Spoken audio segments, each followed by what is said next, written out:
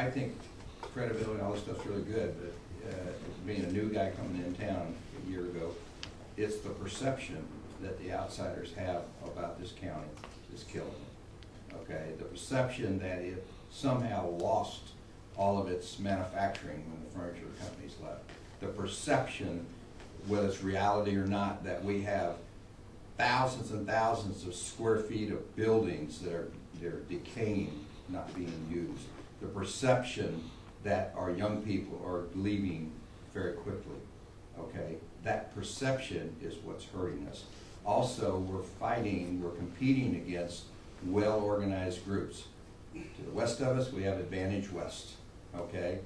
They have public-private organizations within Advantage West that do everything that we would like to do here. They have their own VC group. They have everything that entrepreneurs and small businesses would look for to come in there, and they do a great job of it.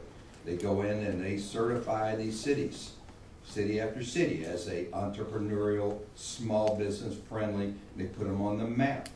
Okay, so of course we've got Charlotte. It's a Charlotte, USA that we're partners that we're supposed to be. We are. Okay, do they do anything for us? Okay, I already know the answer. And the question is why not? Who do we have that's got track cleats on their shoes, that's down there stomping all over them all the time, to say either come do something for the county that's most north of you, or we're leaving you. One of the two. So we're competing against those organizations who are, Shelby Township, got a huge write-up about how entrepreneurial and all this sort of stuff, down in the Charlotte, USA group, or, whatever. And I'm going, they didn't make any mention of Hickory or Conover, none. And so, it's all about this perception. How do we build this perception? Well, that is a great reason for the centering of that entrepreneurial initiatives. Okay, but entrepreneurs, I build entrepreneurs. That's what I've been doing since 1995. Entrepreneurs start out with one person with an idea. Okay, we don't have the industrial environment here where one person comes in and they happen to be supporting the Department of Defense, and within a year they have 100 programmers. Mm-hmm. We start 1 and a 2 and 5 and so on. Okay, and when we need that. But if we're putting all of our focus trying to start entrepreneurs, we're going to be onesies and twosies ourselves, into the future. We've got to have a coordinated effort to go in and attract the SMBs, small and medium businesses, into here. And and I look at this. If this was, I guess, if I could say anything. There's a lot of industries around in North Carolina, and they're sitting in higher cost-based areas. And if you could figure out what kind of support organizations that those industries could use and go after them proactively, and look at, you understand what makes an SMB tick. Their number one cost is people. Their second, third cost is infrastructure and facilities. What do we have here, an abundance of it's not being used? Infrastructure and facilities. So if you could go after these companies proactively, whether it's financial support, aerospace support, energy support, military Department of Defense support, and say, folks, you come in here, maybe we can't give you tax breaks right now, but boy, we're sure going to give you infrastructure and facility work under a roof under your head, and we're going to help you get all these people, so on and so forth. There's a lot of companies who have had it with these higher priced places because they're being squeezed down in their profit margins and everything, and they would welcome that, but they're not going to come to you, okay? They're not going to know you. The other thing is that we're proud of some of the things we have, but I will tell you firsthand that there's some people in this county who don't even know what the Manufacturing Solution Center is. And they've been in this county all their lives. Manufacturing companies, by the way. All right? And it's just stuff like that that needs to be exposed to these people, and tell them and then tell them again.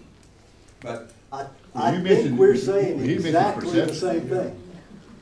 He mentioned perception, but you can talk about perception, but perception is reality. What you're saying is this: what they may perceive is reality. That's right. We think it's perception; it's reality. And so people go, "Well, we've lost the textile industry, we lost the furniture industry, we have nothing but empty buildings, and our community and our cities don't care."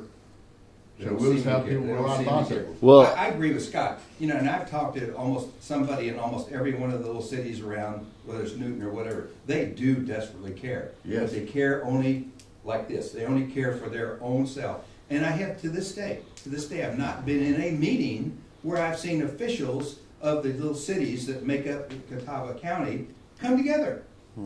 Not one, okay? But they all say they want to do the same thing, but they don't want to work together.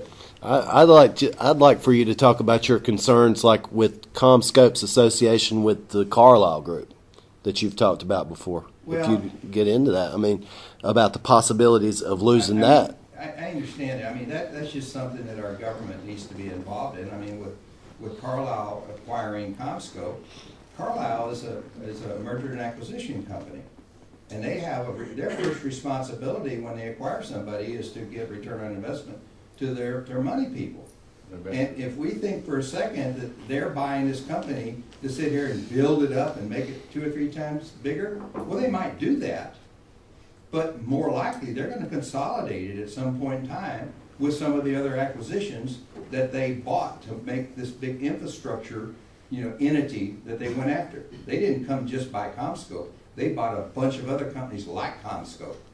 And so now to consolidate, they're going to look, what is the common elements of each of these companies? And I guarantee you they're doing it right now. They're looking at it. Now, when this happened, and I did suggest to Danny, I said, I don't know who you know in this state, but they need to get on a plane, and it should start with maybe the governor, and go up and talk to the head of Carlisle in Washington, D.C., and tell them how great a state this is, number one. And secondly, tell them how great a place that Catawba County is for them to consolidate into because of the footprint that CommScope has today. If we do nothing, we are then left to the devise of a bunch of financial folks up in Washington, D.C. who don't know what this is down here.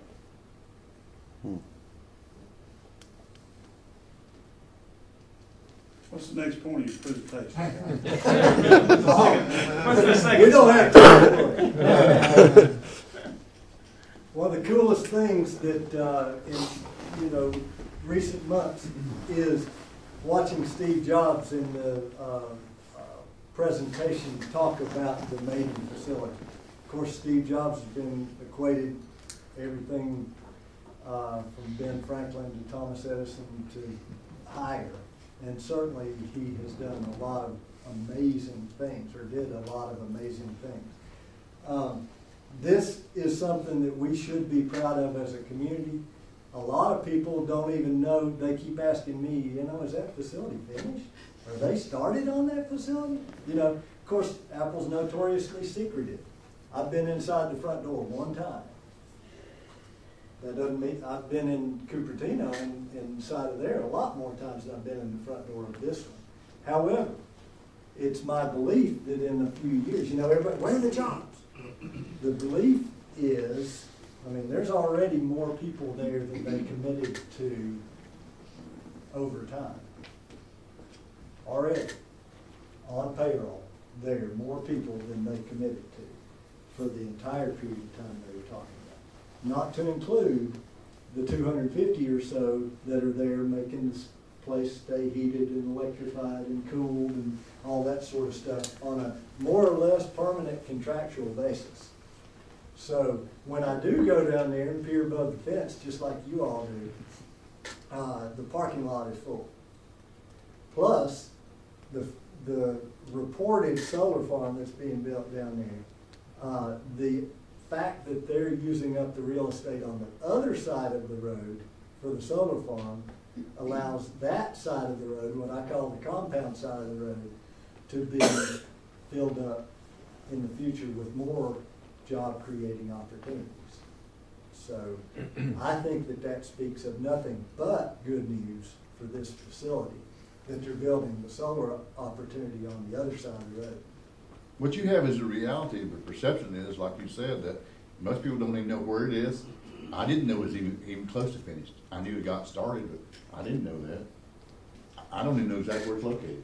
Scott, I may have aired last month in talking about the 50 employees that Apple hired.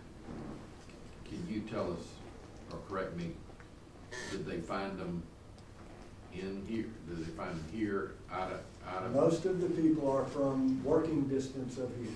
Yes, some are from Lincoln County, some are from Catawba, some are from Colorado, some are from Charlotte. But most of the people are from here. Remember, the manager of this facility was recruited away from Google and their Lenore facility. He lives in Hickory. So, of course, he works 90 hours a week, every week. You'll never see him. I don't, you know, he drinks a lot more coffee than you and I do. Just another shot of the inside of that facility. The flagship of their lineup, so to speak, 500,000 square feet here is larger than any of their other data center facilities. We tried our best to get them to officially call this the East Coast Operations Center. They had it online for a while in the contract, but then they balked a little bit. But I certainly see this as being that instead of Google, which has 32 facilities, data center facilities worldwide, they have 3. They tend to cluster. So you've got Cupertino, Austin, Texas, with about 13,000 people, and now Navy. They have had a stellar experience here, and I fully expect that they will continue to move people in here to take advantage of the stellar experience that they've had since they've been here. They're not going to tell a whole lot of people that, but likewise, keep buying apps, keep going on the cloud, keep doing all that stuff that you're doing, because all that stuff is going through here. This is just a blurb from the Business NC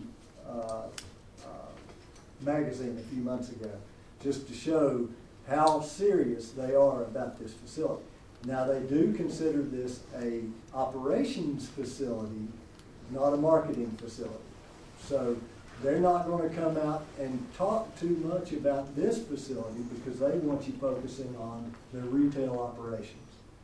They're going to talk about New York and the architecture that they have on Times Square and that sort of stuff to drive you to the retail facilities, because you're not going to buy anything at this facility here.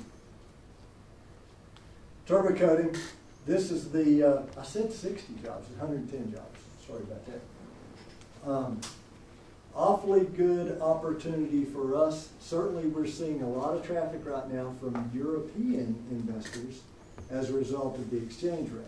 Now, the last few weeks, because of the recognition that they might be going back into recession, you know, that there's been some tightness going on with our European folks. But we had some in Monday, German folks that are moving ahead with their opportunities.